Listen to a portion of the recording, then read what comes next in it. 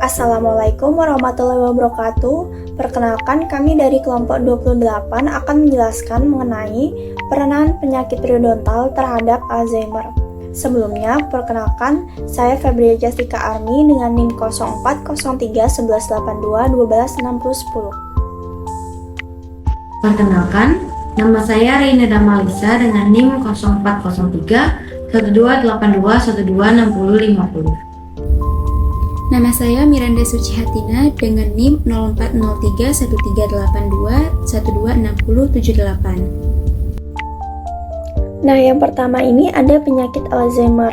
Jadi, penyakit Alzheimer ini adalah penyakit degeneratif otak dan penyebab paling umum dari demensia yang seringkali menyerang populasi berusia lebih dari 65 tahun. Ditandai dengan penurunan memori, bahasa, pemecahan masalah, dan keterampilan kognitif lainnya yang mempengaruhi kemampuan seseorang untuk melakukan kegiatan sehari-hari. Etiologi dari Alzheimer sampai sekarang belum diketahui dengan pasti, namun diduga terjadi karena penumpukan protein beta amiloid yang menyebabkan plak pada jaringan otak. Beberapa penelitian menyebutkan ada faktor lain yang dapat mempengaruhi penyakit Alzheimer, di antaranya akibat proses penuaan, pengaruh zat toksit seperti aluminium, logam berat, kondisi hiper maupun hipotiroid, diabetes, dan penyakit autoimun. Nah, selanjutnya itu penyakit periodontal.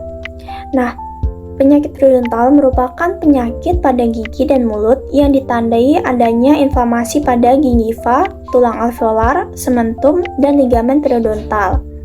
Beberapa patogen periodontal diantaranya bakteri Thanerella forsythensis, Porphyromonas gingivalis, dan Treponema denticola. Karakteristik patogenesis penyakit periodontal ditandai dengan hubungan yang kompleks antara respon imun dari host dan mikroorganisme dalam plak. Plak adalah faktor etiologi utama dalam patogenesis penyakit periodontal. Faktor risiko penyakit periodontal diantaranya adalah merokok, genetik, gizi buruk, usia, jenis kelamin, faktor sosial ekonomi, dan penyakit sistemik.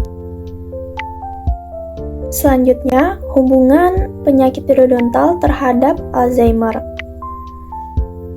Penyakit Alzheimer dan penyakit periodontal, terutama periodontitis, memiliki kesamaan, yaitu perjalanan inflamasi kronis.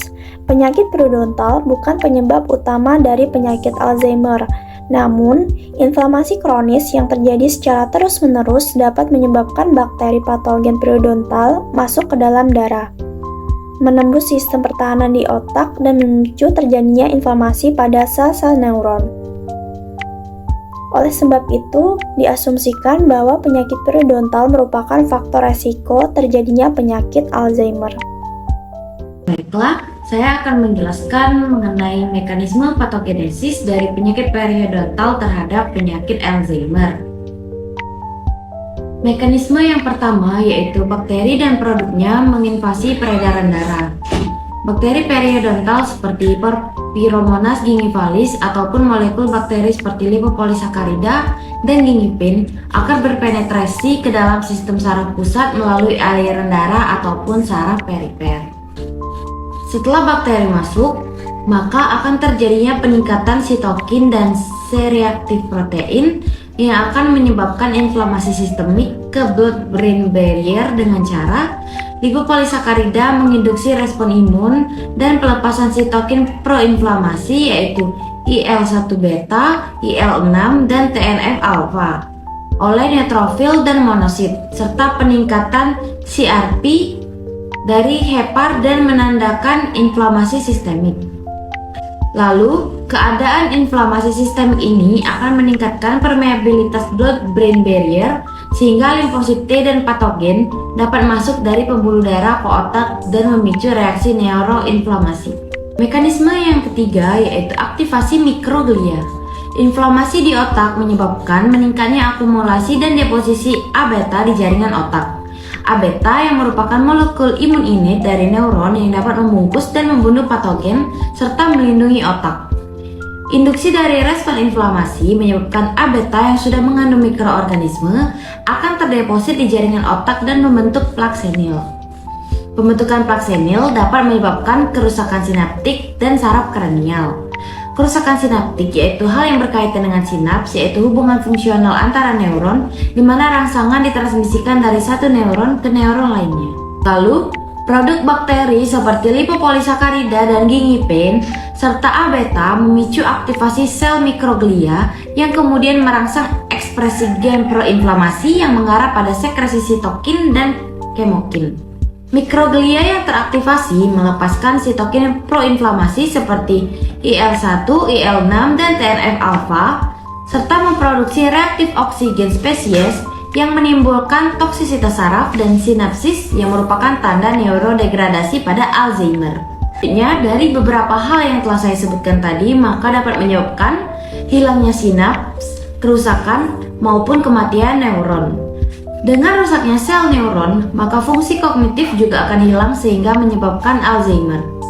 Penata laksanaan dan pengobatan penyakit periodontal pada pasien Alzheimer terdiri dari evaluasi pasien dan mengembangkan rencana perawatan. Evaluasi pasien. Apa saja yang harus dievaluasi? Pertama, yaitu tingkat kognitif pasien. Salah satu tanda yang paling penting untuk dievaluasi adalah kapasitas individu dalam perawatan mulut sendiri. Apakah pasien ingat bagaimana cara menyikat gigi sendiri ataupun cara membersihkan gigi tiruannya? Lalu, bisakah pasien mengungkapkan keluhan utamanya secara verbal? Bisakah pasien mengikuti instruksi sederhana, misalnya instruksi untuk duduk di kursi? Lalu, aktivitas sehari-hari dari pasien, informasi mengenai hal ini akan menentukan kebutuhan sebenarnya akan kesehatan gigi, yaitu apakah pasien dapat makan sendiri dan apakah pasien dapat diberikan perawatan gigi. Lalu, tingkat fungsi sosial pasien. Hal ini akan menentukan apakah pasien cukup kooperatif untuk menerima perawatan, atau apakah diperlukan obat penenang secara sadar atau anestesi umum. Kemudian harus dipertimbangkan kondisi gigi pasien yang tersisa, tingkat kebersihan mulut, keberadaan plak dan kalkulus, kemampuan pasien dalam melakukan radiografi periapikal untuk mengevaluasi status jaringan periodontal dan juga periapikal. Rencana perawatan. Karena sifat penyakit Alzheimer yang progresif, pengembangan rencana perawatan sesuai dengan setiap tahap penyakit Alzheimer sangat diperlukan. Early stage of Alzheimer's disease. Pada tahap awal penyakit, tindakan pencegahan sangat penting karena pasien masih mampu melakukan kebersihan mulut untuk mencegah penyakit gigi dan mulut. Tujuan dari perawatan gigi harus berorientasi pada pencegahan dengan hasil jangka panjang dan perawatan yang mudah, serta memperhatikan kebutuhan lansia seperti penampilan, pengunyahan, dan keadaan masalah perawatan diri dan lingkungan. Misalnya, melakukan restorasi yang relatif tahan lama dan sederhana yang dapat dengan mudah dipertahankan oleh orang lanjut usia dan dapat dengan mudah diperbaiki oleh dokter gigi seiring berkembangnya penyakit Alzheimer.